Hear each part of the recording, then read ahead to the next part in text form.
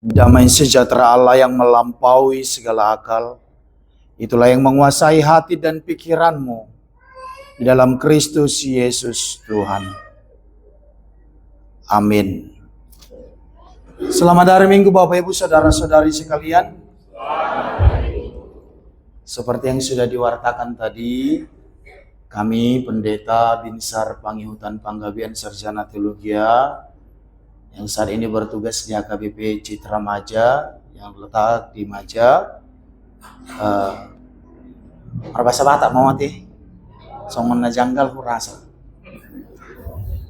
Dan biasa marbasa Indonesia. Kupata dah madiri ko amang, songon imanang guar hunak kiningan, ya namang alapau, boru si majutak. Na di jolo hudul, namang alap yau do. Jalan walap ibana, jupak kam masih alapan. Borusi majutak, dangadong dope di hami danak, ala baru dope hami marhasotan, hami pida sian HKBP Sempung Resort Lai Parira distrik Onom Dairi Sidik Kalang. Molodai nang pangitubu boru ni Raja Lubat Tobing, au panggabian omakku boru Tobing jadi asli dosi papisoran. Jalan aku patakkas tu omak uju mangului bana toho do panggabian toho Allah walani bana do nabotosa anggo huta hatu buaku sia duri riau au par duri riau na tapi par duri riau wow janggal do marbasa Indonesia jadi molo marbasa Batak penung gudang jami taon mangatusi Muhammad memang iya songoni ma partinadan kami tinggal di Maja di klaster Cendana blok B 02 ati buah rohamu 7 gunami adong bayar putih angko si panganon ni mami isi mahita sangan lima pertinan dan singkat siap kami akan menginang firman Tuhan yang menyapa kita pada minggu hari ini, minggu reminiscere saya ingat ma'aka dengan nibasam yang diambil dari pasal 25 ayat 6 dengan teks khotbah yang tertulis pada Yohanes 3 ayat 1 sampai dengan ayat 17. Yohanes 3 ayat 1 sampai dengan ayat 17. Dengarkanlah, saya akan membacakan dan menjelaskan bagi kita sekalian. Yohanes 3 ayat 1 sampai dengan ayat 17, demikian firman Tuhan. Percakapan dengan Nikodemus. Adalah seorang Farisi yang bernama Nikodemus, seorang pemimpin agama Yahudi. Ia datang pada waktu malam kepada Yesus dan berkata, "Rabi, kami tahu bahwa engkau datang sebagai guru yang diutus Allah. Sebab tidak ada seorang pun yang dapat mengadakan tanda-tanda yang engkau adakan itu, jika Allah tidak menyertainya." Yesus menjawab katanya, "Aku berkata kepadamu, sesungguhnya jika seorang tidak dilahirkan kembali, ia tidak dapat melihat kerajaan Allah." Kata Nikodemus kepadanya, "Bagaimana mungkin seorang dilahirkan kalau ia sudah tua? Dapatkah ia masuk kembali ke dalam rahim ibunya dan dilahirkan lagi?" Jawab Yesus, "Aku berkata kepadamu, sesungguhnya jika seorang tidak dilahirkan dari air dan roh, ia tidak dapat masuk ke dalam kerajaan Allah. Apa yang dilahirkan dari daging adalah daging, dan apa yang dilahirkan dari roh adalah roh. Janganlah engkau heran, karena aku berkata kepadamu, kamu harus dilahirkan kembali. Angin bertiup kemana ia mau, dan engkau mendengar bunyinya, tetapi engkau tidak tahu dari mana ia datang atau kemana ia pergi. Demikianlah halnya dengan tiap-tiap orang yang lahir dari roh." Nikodemus menjawab, katanya, "Bagaimanakah mungkin hal itu terjadi?" Jawab Yesus, "Engkau adalah pengajar Israel, dan engkau tidak mengerti hal-hal itu? Aku berkata kepadamu, sesungguhnya kami berkata-kata tentang apa yang kami ketahui dan kami bersaksi tentang apa yang kami lihat. Tetapi kamu tidak menerima kesaksian kami. Kamu tidak percaya waktu aku berkata-kata dengan kamu tentang hal-hal duniawi. Bagaimana kamu akan percaya kalau aku berkata-kata dengan kamu tentang hal-hal surgawi? Tidak ada seorang pun yang telah naik ke surga selain daripada Dia yang telah turun dari surga, yaitu Anak Manusia. Dan sama seperti Musa meninggikan ular di padang gurun, demikian juga Anak Manusia harus ditinggikan, supaya setiap orang percaya kepadanya beroleh hidup yang kekal. Karena begitu besar kasih Allah akan dunia ini, sehingga ia telah mengaruniakan anaknya yang tunggal, supaya setiap orang yang percaya kepadanya tidak binasa, melainkan beroleh hidup yang kekal.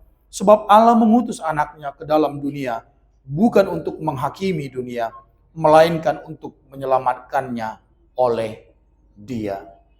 Demikian firman Tuhan tertulis. Bapak Ibu saudara-saudari yang dikasihi Tuhan kita Yesus Kristus, mendengar, melihat, ternyata itu tidak cukup. Sebagai manusiawi, mendengar, melihat, ternyata itu tidak cukup. Tetapi perjumpaan, pertemuan, berbicara secara langsung, jauh lebih menghantarkan kita menemukan kepada pemahaman yang sesungguhnya. Dari mendengar, dari melihat, sehingga muncul kerinduan untuk mengetahui lebih detail lagi apa itu sebenarnya yang sedang terjadi.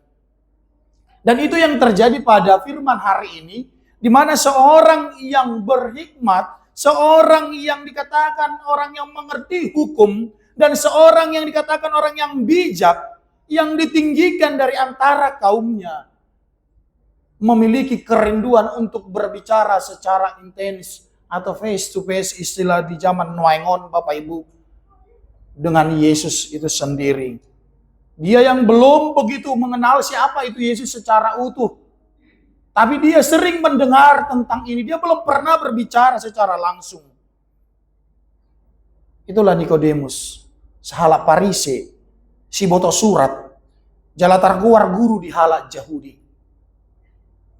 Orang yang terdidik, orang yang cendikiawan. Nah pangajarion na marano tu pangajarion ni hakristenon na binuan ni Kristus. Sebagai seorang guru bagi orang Yahudi dan anggota mahkamah agama, sahala malim manang majelis, seorang yang berpengaruh di kota Yerusalem, tapi di dalam hatinya timbul sebuah kerinduan untuk lebih mengenal siapa itu Yesus. Untuk lebih mengenal bagaimana sebenarnya pengajaran Yesus. Dari apa yang telah dia dengar, dari apa yang telah dia saksikan sendiri. Kerinduan itu lahir di dalam hati seorang Nikodemus. Di dalam kerinduannya itu, amang inang, Bapak Ibu saudara-saudari sekalian, ada hal yang harus dijaga. Ada hal yang dikhawatirkan oleh Nikodemus. Sehingga dia mengambil sebuah keputusan. Karena hal yang dia takutkan, yang dia jaga tadi, dia mengambil inisiatif. Aku harus bertemu dengan Yesus pada malam hari. Itu pada ayat yang pertama. Apakah yang Nikodemus takutkan? Apakah yang Nikodemus jaga? Yang pertama, Nikodemus takut kalau orang Yahudi, jika pemimpin-pemimpin mahkamah yang lebih tinggi dari dia atau setara dengan dia mengetahui bahwa Yesus berbicara dengan Nikodemus secara pribadi, maka semakin timbul kebencian dari orang-orang Yahudi kepada Yesus. Lam sogoma rohania kamalimi marnida Yesus anon.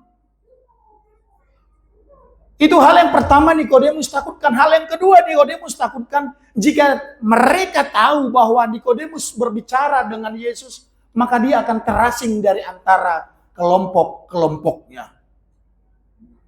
Alasahala namalo ibana, dangolo ibana mengabati natorop rotu Yesus. Itu bagian yang kedua. Karena dia orang yang bijak, dia tidak mau menghalangi orang untuk datang kepada Yesus. Tapi dia mengambil waktu sendiri untuk berbincang dengan Yesus. Dibiarkannya dulu orang ramai itu untuk mengikuti Yesus dan bertanya-tanya, menyaksikan keagungan itu. Lalu dia mengambil waktu pribadi untuk berbicara. Tetapi walaupun dengan rasa ketakutan yang tadi, Yesus tetap menerima Nikodemus. Yesus tetap mengerti tujuan Nikodemus. Yesus tahu ketulusan hatinya untuk berbicara. Karena ada kerinduan yang mulai lahir di dalam hati Nikodemus. Karena pengakuannya yang begitu luar biasa. Di pada ayat yang kedua dia katakan, engkau adalah guru yang datang dari Allah. Hodo guru narosia Tuhani. Pengakuan dari seorang yang belum percaya secara total kepada Yesus. Tetapi karena melihat tanda-tanda mukjizat yang telah Yesus lakukan, menunjukkan siapa Yesus itu sendiri, bahwa dia adalah Allah yang diutus datang dari kerajaan sorga, Nikodemus membuktikan bahwa apa yang Yesus lakukan bukanlah tipu belaka. Nikodemus membuktikan bahwa apa yang Yesus lakukan adalah nyata adanya. Dari kesaksian ini kita meyakini bahwa karya Allah nyata lewat mukjizat yang Yesus lakukan di dalam perjalanan hidupnya di dunia ini. Sehingga ia mau melakukan hal yang bertentangan dengan ajaran dan aturan tradisi kaumnya. Molo halak parision di moto do patiki alai da ngolo mangulahon. Dia tahu itu. Tetapi karena banyak yang bertentangan dengan hukum yang terjadi pada kaumnya, mereka tidak mau mendengarkan itu, nggak mau melakukan itu. Dianggap doi hira alo dinasida. Tetapi Nikodemus, karena sudah melihat dan mengikuti, mendengar perjalanan itu, dia memiliki kerinduan untuk hidup baru di dalam Kristus.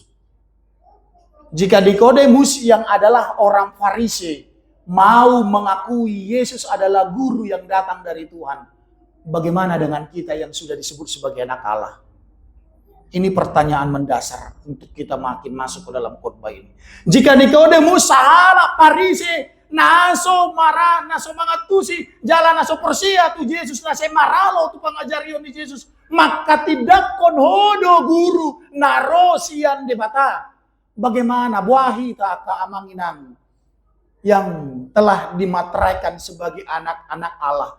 Apakah di dalam hatimu sudah mengakui Allah Yesus secara totalitas, atau masih meragukan Dia sebagai juru selamat? Sebagai guru dan juru selamat, ada 3 hal yang Yesus ajarkan dalam khotbah ini kepada kita. Mari kita pahami satu persatu. Hal yang pertama yang Yesus dan mau katakan kepada kita, betapa pentingnya perubahan diri dan hidup baru. Record nih habubaun nih rohadohon modu naik baru. Itu hal yang pertama. Pentingnya pembaharuan atau transformasi hati dan hidup. Kita bisa lihat dari ayat 3 sampai ke ayat 8. Apa yang Yesus katakan pada ayat 3 sebagai satu tanda mengingatkan kepada Nikodemus bahwa tidak cukup sebatas mengagumi karya kebesaran Yesus. Tidak cukup hanya mengakui keluar biasaan mukjizat yang Yesus lakukan. Tetapi yang harus dilakukan ialah hidup baru di dalam Yesus. Mengikutkan apa yang telah Yesus ajarkan. Meneladani apa yang telah Yesus contohkan di dalam perjalanan hidup. Karena semua orang akan sampai kepada tujuan akhirnya, kehidupan yang kekal. Tapi tidak akan sampai jika hanya sebatas mengagumi, tapi tidak menghidupi. Bukan karena memuji-muji lewat mulut. Bukan karena mengakui apa yang dia lihat. Sehingga seseorang bisa masuk ke dalam kerajaan sorga. Kita mengingat firman Tuhan yang berkata, bukan mereka yang berseru-seru Tuhan, Tuhan, Tuhan yang masuk ke kerajaan surga, tetapi dia yang melakukan kehendak Bapakku. Orang yang selalu berseru-seru tapi tidak hidup di dalam seruannya, itu sama dengan tong kosong nyaring bunyinya. Dang marguna haring gasomi inang, dang marguna haring gasomi amang. Gak ada kau gunanya tiap hari datang berminggu, Senin sampai ke Senin kamu setiap hari di gereja. Kalau karaktermu tidak menunjukkan kamu sebagai orang gerejawi.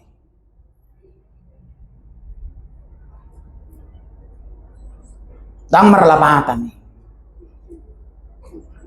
Itu yang mau Yesus lakukan, yang mau Yesus ajarkan pertama. Tetapi yang mau Yesus mau dari kita pada saat ini, tunjukkanlah hidupmu kalau memang kau benar-benar mengakui Yesus adalah guru, kalau memang kau mengakui bahwa Yesus adalah Tuhan yang mampu melakukan itu semuanya. Tunjukkanlah karaktermu sebagai anak Allah yang telah diselamatkan.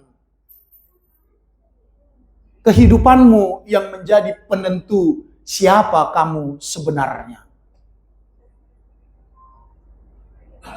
Kehidupan yang baik lahir dari hati yang baik.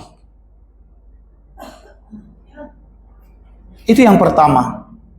Yang kedua, Yesus mau mengajarkan, jika tadi kita diajarkan di bagian yang pertama berapa pentingnya perubahan hati dan hidup baru. Pengajaran yang kedua, betapa pentingnya merendahkan diri dan mengakui berkat Tuhan di dalam hidup. Ayat 9 sampai 14. Kita lihat seorang Nikodemus yang orang pintar, Nabi Yusuf yang berpangkat itu, dia merendahkan diri di hadapan Tuhan. Dia mengaku, aku tidak mengerti bagaimana itu bisa terjadi.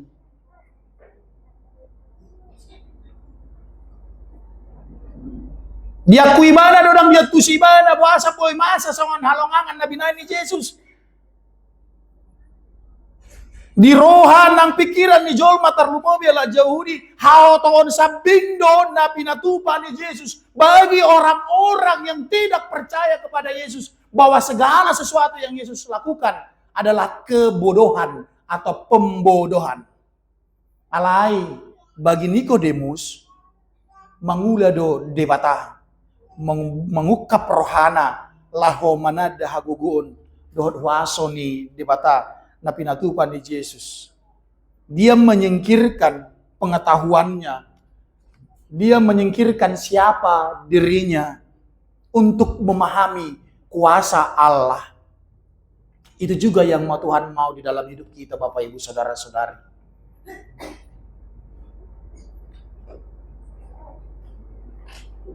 Firman Tuhan pada PHD Remaja 2 minggu yang lalu menyimpulkan demikian. Jika seseorang memakai logikanya untuk memahami kuasa Allah, dia akan tiba pada keputusasaan dan kebuntuan. Jika seseorang memakai logikanya untuk memahami kuasa Allah, dia akan sampai kepada keputusasaan dan kebuntuan. Yang mau dikatakan, tidak bisa kita pakai Bapak, S1-mu itu, S2-mu itu, S3, S-tontong, S-telernya itu untuk memahami kuasa Allah. Enggak bisa. Langsung dia pejago di pangkatmu amang, inang naposo bulung. Langsung dia petabu di karejom, gudang nyartam, dang boy pakyom wilau mangarajumi huaso ni di mata.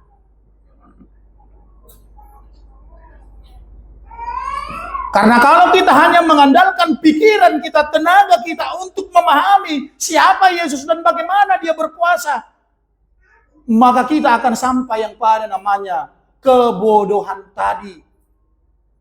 Dan kita akan sampai yang namanya kepada ketinggian hati. Sehingga membawa kita kepada kebimbangan. Molodidok kebimbangan madabu maeta tuhaliluon.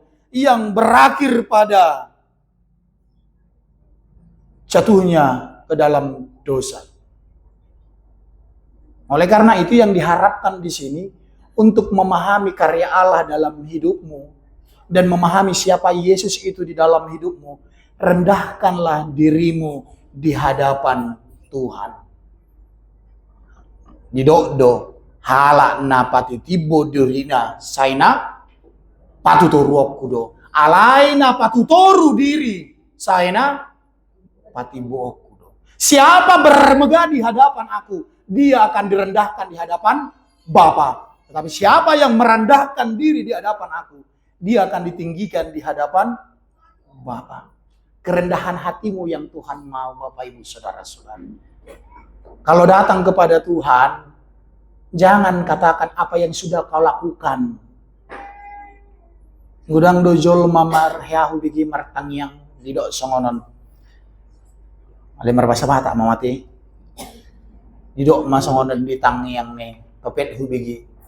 Sek burjuau Tuhan. Tolu parpuan pungan kor hudohoti tolu sa.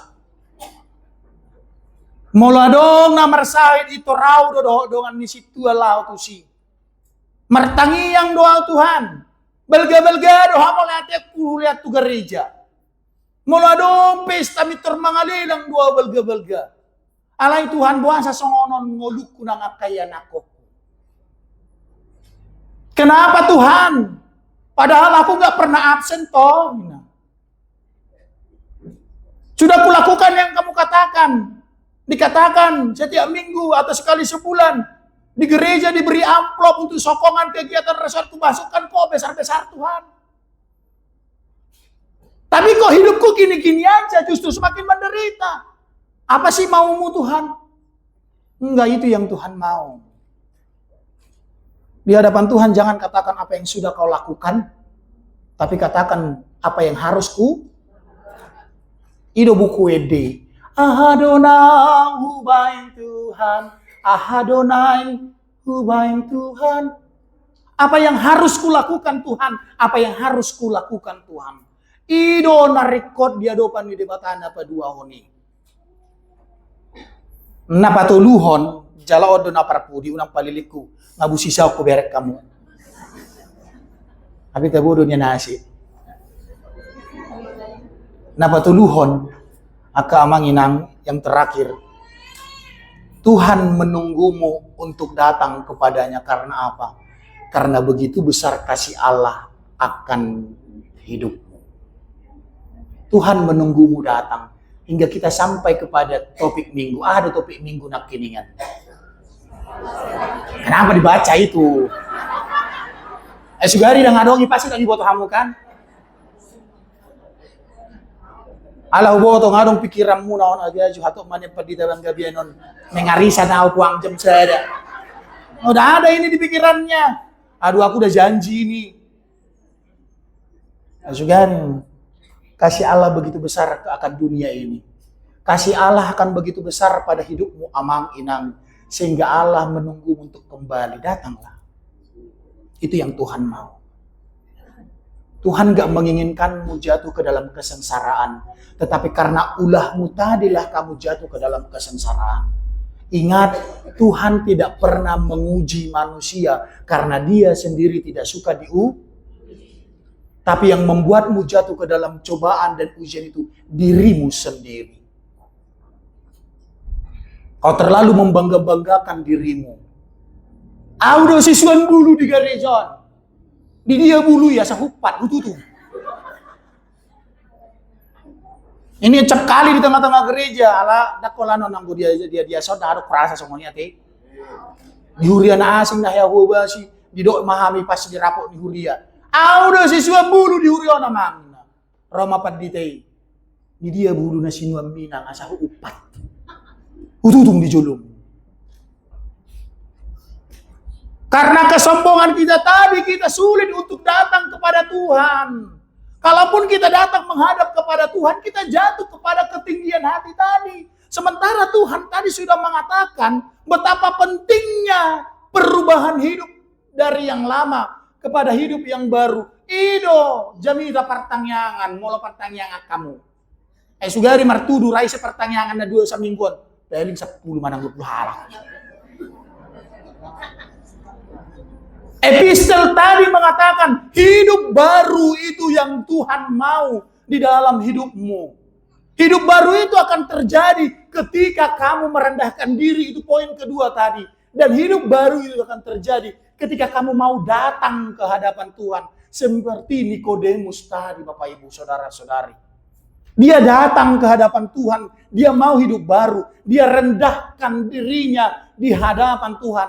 Karena dia sudah menyaksikan, melihat betapa besar kasih Allah akan dunia ini. Dan itu terakhir sampai kepada kita. Begitu besar kasih Allah akan hidupmu, Amanginang, saudara-saudari. Jadi jangan takut datang kepada Tuhan. Tuhan menunggumu setiap waktu. Bahkan Tuhan berkata, marilah kepadaku kamu yang lemah letih dan berbeban berat. Aku akan memberikan kelegaan kepadamu. Peganglah ini. Begitu besar kasih Allah akan dunia ini. Sehingga ia mengaruniakan anaknya yang tunggal. Agar seluruh dunia tidak binasa. Agar hidupmu gak binasa, Tuhan datang ke tempat ini.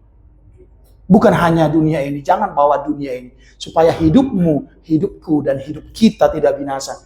Dia datang, unang pas liturgi caguhiak kamu makapilon. Alam belgado holom ni di patatu portibion. Tapi menghidupinya tidak. Jika Yesus mau datang ke dunia ini, mengapa kamu malu dan enggan datang kepadanya? Itu yang Tuhan mau. Oleh karena itu Bapak Ibu Saudara-saudari sekalian, Tuhan menunggumu. Rendahkanlah dirimu di hadapan Tuhan. Topoti, akuilah kamu itu orang yang tidak ada apa-apanya di hadapan Tuhan. Mulat taradong pepat camutan di hoinang. Mulat taradong pangkatmu amang remaja naposo. Dangadong dihadihani.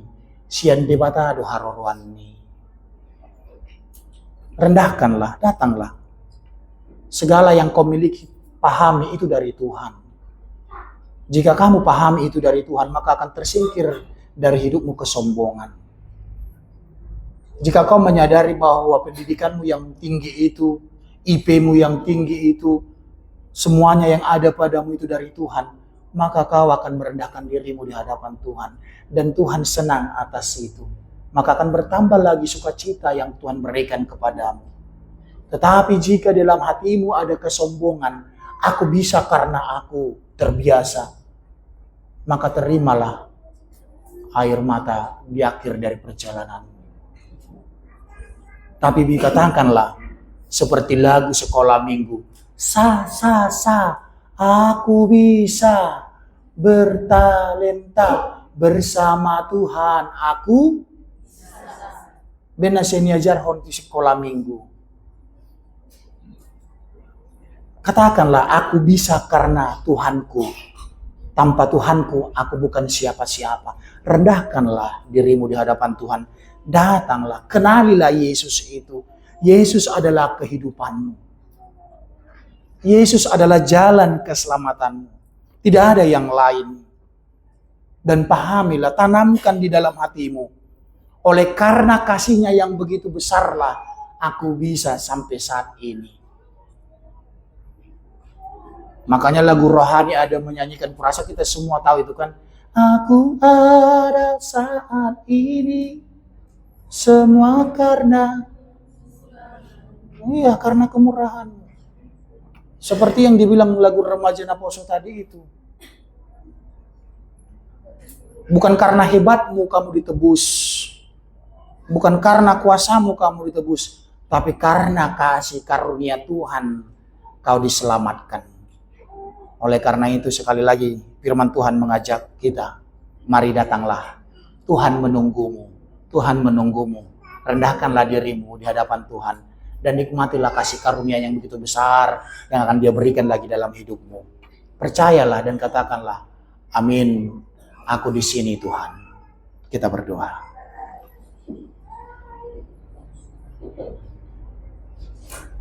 Sungguh kami bersyukur. Kami boleh Tuhan menjadi anak-anak-Mu. Kami tidak lagi jauh. Kami lagi tidak takut untuk meminta. Karena kami adalah anak-Mu dan Kau adalah Bapa kami. Kami tahu tidak ada seorang bapa yang memberikan batu ketika anaknya meminta roti. Tidak ada seorang bapa memberikan ular ketika anaknya minta ikan. Dan kami kenali Engkau Bapa kami yang baik. Sehingga karena Engkau adalah Bapa kami, Kau selalu menunggu kami.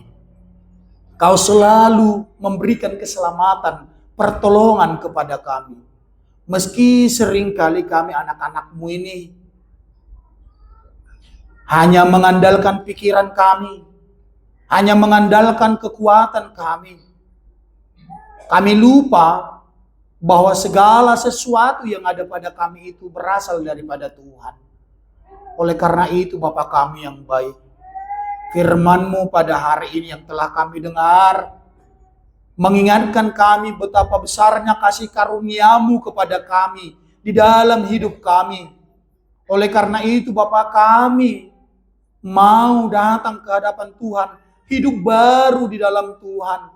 Kami tidak lagi membawa kebiasaan buruk kami yang membawa kami jauh dari Bapa.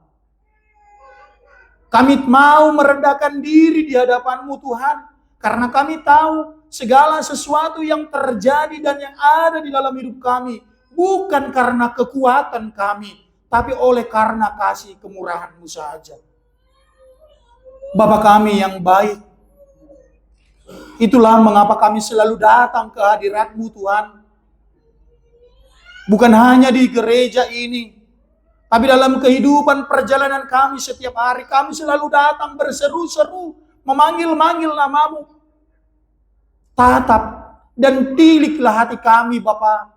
Apakah kehadiran kami beribadah? Apakah kehadiran kami ke hadapan-Mu belum seperti yang Tuhan mau? Ajari kami Tuhan. Ajari kami Bapa menjadi anak-anak-Mu yang meniru Engkau di dalam perjalanan hidup kami. Sehingga kasih karunia yang begitu besar, terlebih kehidupan kekal yang Tuhan mau berikan, kami peroleh di dalam Engkau. Terima kasih Bapa yang baik. Ini kami anak-anak-Mu yang datang saat ini membawa semua pergumulan kami, membawa semua yang kami alami. Mungkin ada dari antara tengah-tengah kami Tuhan, anak-anak-Mu ini yang masih duduk di bangku pendidikan, mengharapkan pendidikan yang lebih baik. Ada dari antara kami yang hadir saat ini mengharapkan pekerjaan yang lebih baik. Ada dari antara kami yang hadir saat ini mengharapkan jodoh seperti yang Tuhan mau. Ada dari antara kami yang membutuhkan penghiburan daripada Tuhan atas duka yang kami alami, kehilangan orang-orang yang kami kasihi. Ada dari antara kami yang sedang bergumul di dalam masalah rumah tangganya, atau bergumul di dalam masalah kesehatannya. Bapa, Engkau mengetahui pribadi lepas pribadi kerinduan kami.